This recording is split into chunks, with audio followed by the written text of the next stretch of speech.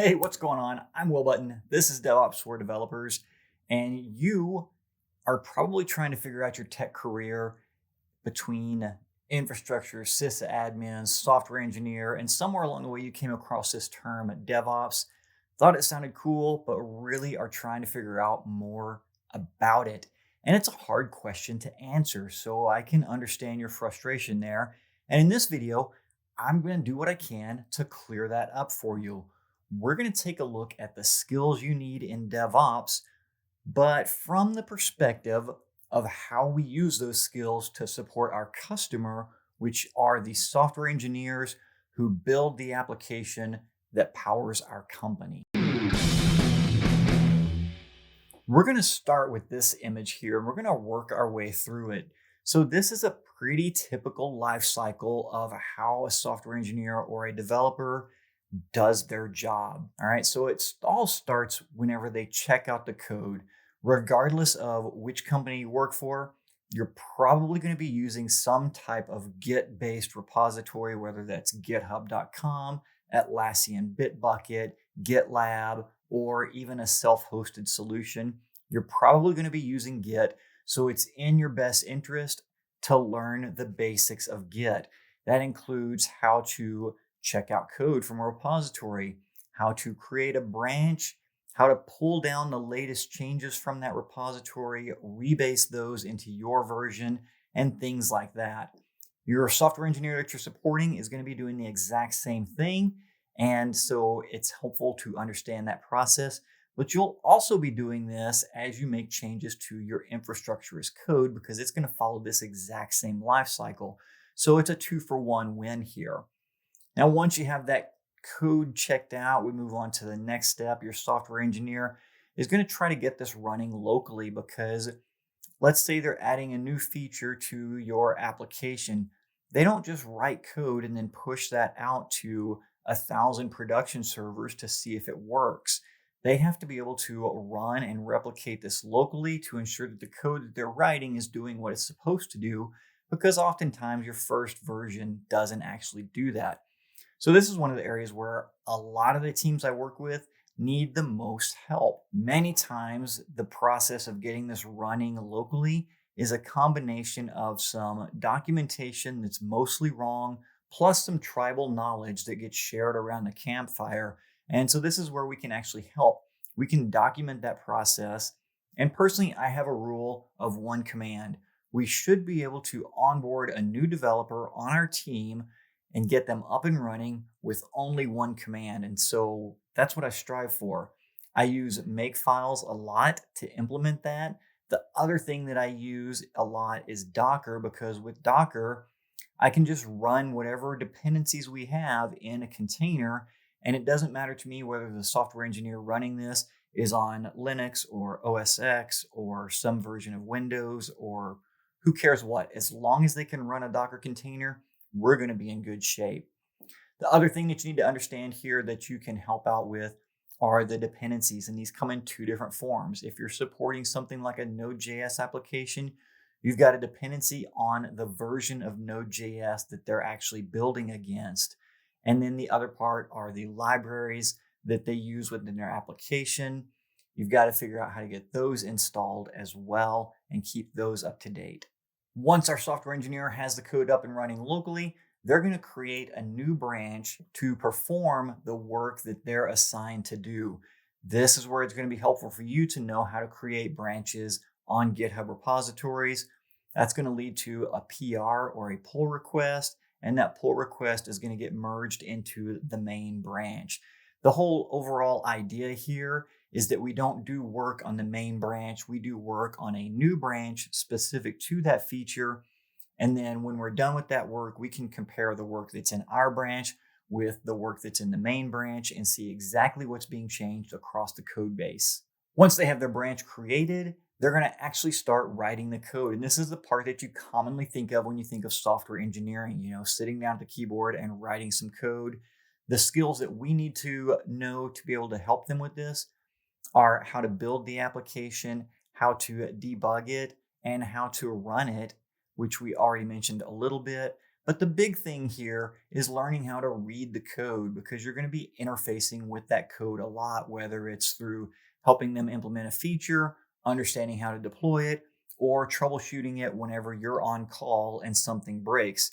You don't have to be super proficient in the code, but you are going to want to be able to read the code and understand how a user request flows through the code so that you can piece together what's going on and make good decisions about it. This is the key reason why I say you don't have to know how to program as a DevOps engineer, but you're going to want to know how to program. And just a little bit of a side note here, whenever I say DevOps engineer, it can also mean site reliability engineer, infrastructure engineer, cloud engineer, sysadmin. Really, all of those terms refer to the same thing. Now, they'll differ a little bit from one company to the other, but for our purposes here, just think of them as all being the same thing. Our next step, whenever our software engineer has their code written, they're going to push that back up to the repository, and then they're going to open up a pull request. That gives us a couple of things that we need to do here. Now, the reason for the pull request, like I mentioned earlier, is so we can just get a nice side-by-side view of the changes that they're proposing to make to the main branch of code that we use in our application. Whenever they open that pull request, we're going to want to do some different checks. We're going to want to run the test suite to make sure that all of the tests we have in our code base are still passing and they didn't accidentally break something. We're going to want to check code coverage as well to make sure that they wrote tests to cover the new code that they wrote. And we may have some integrations as well. For example, if you watched the Terraform versus Pulumi video I did, you would have seen whenever I opened up a pull request that we got a plan result from opening our pull request that showed us what changes were going to be made to the infrastructure if that pull request were to be merged. The next step in our workflow will be to actually merge that pull request, assuming that everything looks good and all of our tests pass. And then here we're going to also do another series of steps. We may want to run our test suite again just to make sure that the tests that were previously passing are still passing before we actually deploy that out to production. And this is where we're going to actually trigger our deploy. Before we trigger our deploy, we may need to take some steps to get the code ready to run in production. Depending on the language that you're using, again, you may need to compile it, or you might need to transpile it, or you might need to package it up in some way, such as pushing it up to a package manager or building a Docker image out of it. Whatever you have to do to run on the infrastructure that you've built, you're going to take care of that at this stage.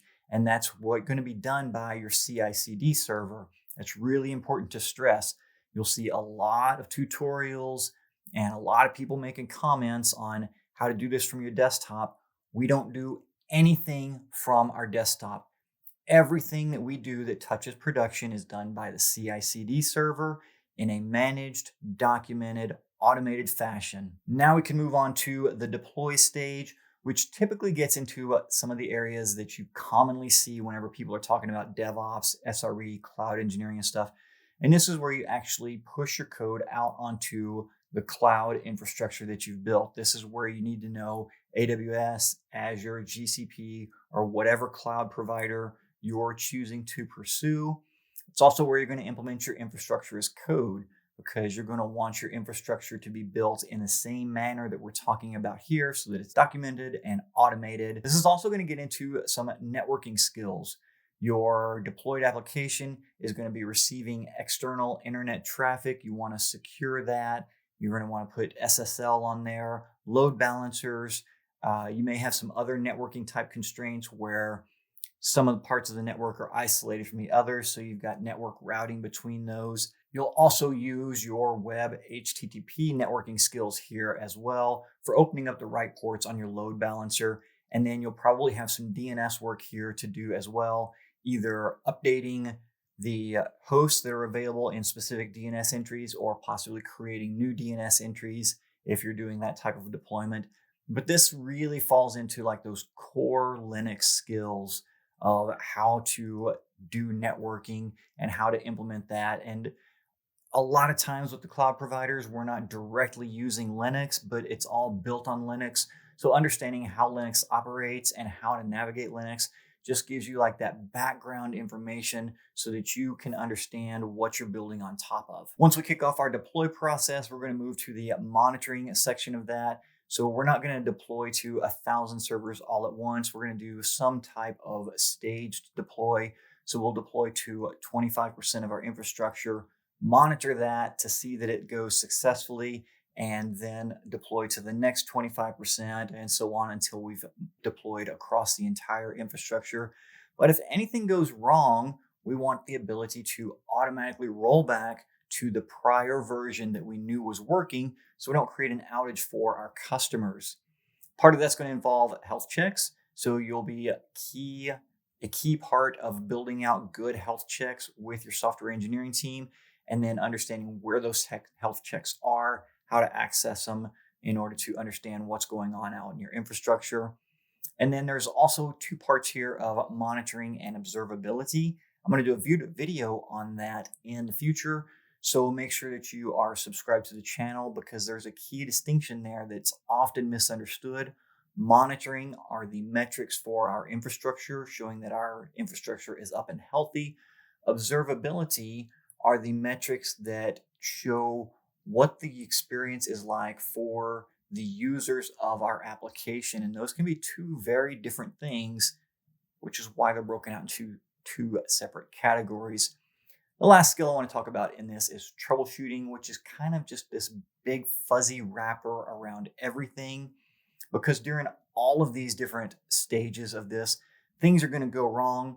And so you're going to be required to troubleshoot it. And part of troubleshooting is just jumping in, doing a context switch from whatever task you were working on, jumping into this, getting a quick survey of the land, figuring out what should be happening, what's not happening, developing a theory on why that might be, and then quickly come up with some ways to test your theory to see if you're right or if you need to come up with a new theory. And that's just kind of troubleshooting in a nutshell.